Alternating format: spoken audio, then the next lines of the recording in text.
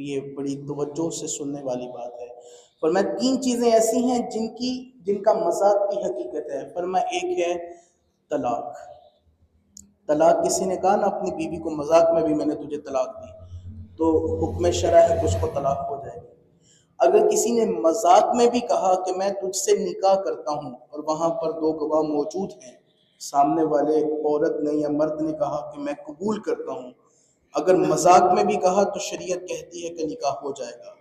اور تیسری چیز ہے عتاق، غلام کو آزاد کرنا۔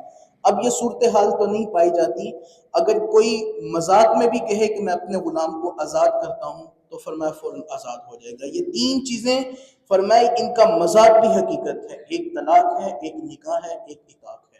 تو لہٰذا یہ طلاق کے معاملے میں انسان کو سنجیدگی کا مظاہرہ کرنا چاہیے۔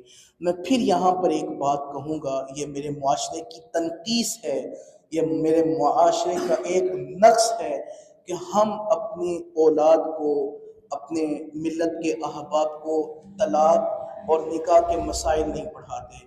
اگر یہ مسائل پڑھائے جائیں، ان پر ڈسکس کیا جائے، یہ علماء کرام ان پر توجہ دلائے عوام کو، تو یقین کیجیے ہمارے معاشرے سے طلاق کی ریشو کم ہو جائے۔ لیکن بتایا ہی نہیں جاتا، میاں بیوی کے حقوق پر توجہ نہیں دلائی جاتی، نظر نہیں دلائی جاتی۔ اگر میاں بیوی کے حقوق کے بارے میں بات کی جائے، صبر کا بتایا جائے، استقلال کا بتایا جائے، وہ باہمی رشتہ کیا ہے۔ اللہ نے کہا کہ عورت اور مرد آپس میں کھیتیاں ہیں، یار یہ کوئی چھوٹی بات تو نہیں ہے۔ فرمایا عورت مرد آپس میں لباس لہن، یہ ایک دوسرے کے لباس ہیں۔ لباس تو وہ ہوتا ہے کہ جب تن پر پہن لیا جائے پھر جسم کے جتنے بھی عیب ہیں لباس چھپا لیتا ہے۔ تو یہ اس کے تصور کو تو ذرا سمجھا جائے کہ جب میاں بیوی آپس میں نکاح میں ہو جاتے ہیں تو پھر عیب چھپ جاتے ہیں کیونکہ لباس پہن لیا۔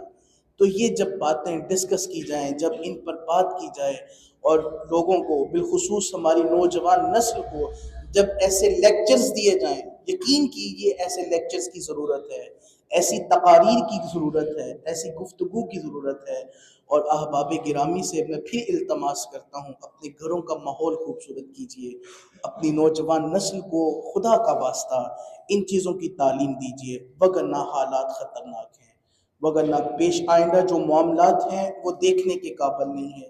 سوائے رسوائی کے، سوائے ذلت کے، سوائے قسمہ پرسی کے ہمارے گھروں کا ماحول اور کچھ نہیں ہوگا۔ اگر آج ہوش کے ناخن لے لیں، سمجھدار صاحب جو ہے وہ اپنے مستقبل کا جو بندوبست ہے وہ پہلے سے کرتا ہے، سازہ منصوبہ بندی کرتا ہے، یہ مستقبل کی ایک پلاننگ ہوتی ہے۔